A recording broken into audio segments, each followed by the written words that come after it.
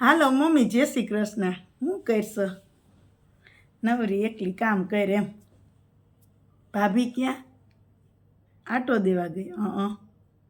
હું પણ જો હમણાં નવરી જ નથી. પરસોત્તમ મહિનો ચાલુ છે, મારે નણંદુને તેડાવવાની છે. તો મેં કીધું કે પરસોત્તમ મહિનામાં છે ને નણંદુને તેડાવીને તો રોકડા નથી દેવા. રોકડા દેવું ને તો દેખાશે નહીં. આને છે ને સાડી ગિફ્ટમાં દઈએ એટલે ગમે ત્યારે પહેરે તો કહેવા તો થાય કે પરસોત્તમ મહિનામાં લઈ દીધી હતી એમ. નકર વાંદર્યું એકે પાછી રોકડા દે ને તો એની વસ્તુ લે નહીં. આપણે એમ કહીએ કે તમે લઈ લેજો તો લે નહીં. એટલે હું જ જવાની છું કાલે ગામમાં ને. તો એ બધી હાટું 2,000 વાળી સાડી લો એટલે મોટા પ્રસંગમાં પહેરે ને તો કેવા થાય કે જો અમે પરસોત્તમ મહિનામાં ચારેને લઈ દીધી હતી એમ. હા, મારા સાસુ સત્સંગમાં ગયા છે બાપા, તો જ ફોન કર્યો હોય ને. નકર મારી કેવી હિંમત એ હોય ને હું તને ફોન કરું ને આવી બધી વાતો કરું. હા, પરસોત્તમ મહિનો છે તે હવે મારે કેટલી તૈયારી કરવાની છે, જમણવાર કરવાનું છે. હવે રસની સિઝન છે કેરીની, એટલે હવે રસ તો રખાશે નહીં.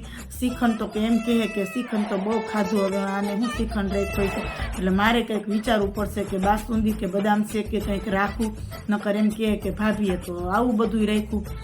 અરે મમ્મી, હું શું કહું, મારો તો જીવ મોટો જ છે ભાઈ. હું તો મારા સાસુ કહેતા હોય ને તો એમ કહું કે વધુ દે, પણ એને પાછું બોતડીને વાર્તા નથી આવડતું. એને એમ ના થાય કે મારા છોકરાને, મારા દેરના છોકરાને પાછા 100 રૂપિયા હાડલો દો. એને તમે 2,000 દો, 5,000 દો, ગમે એટલા દો, લઈને વયું જાય વાંદર્યું. પણ અમારા છોકરાના હાથમાં જરાય 1 રૂપિયો દે નહીં. અને પાછું તો મોટી મોટી કરીને જાય.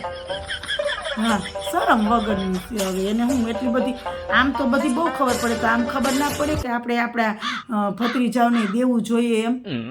તો કંઈ દે નહીં, લેવામાં પૂર્યું છે બધી. કંઈ હું અરે બાપા, તોભાન તારી છે. હમણાં એક તો આવી હતી 15 દી રોકાઈ ગઈ, તો 15 દી હાંજે જુદું જુદું બનાવ્યું. અને પરસોત્તમ મહિનાની 2 દીની વાર હતી ને ત્યાં વહી ગઈ.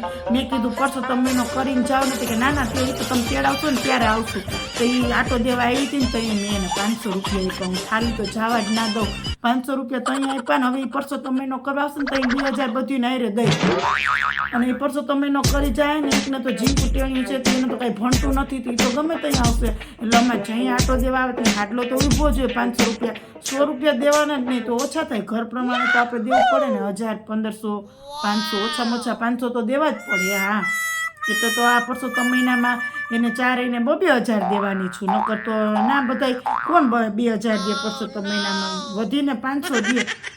હા, મારા સાસુ તો એમ કે તમારે જી દેવું હોય એટલે એ તો નીકળી જાય. હવે ઓછું દઈએ તો એને એમ થાય કે આનો જીવ ના આવેલો.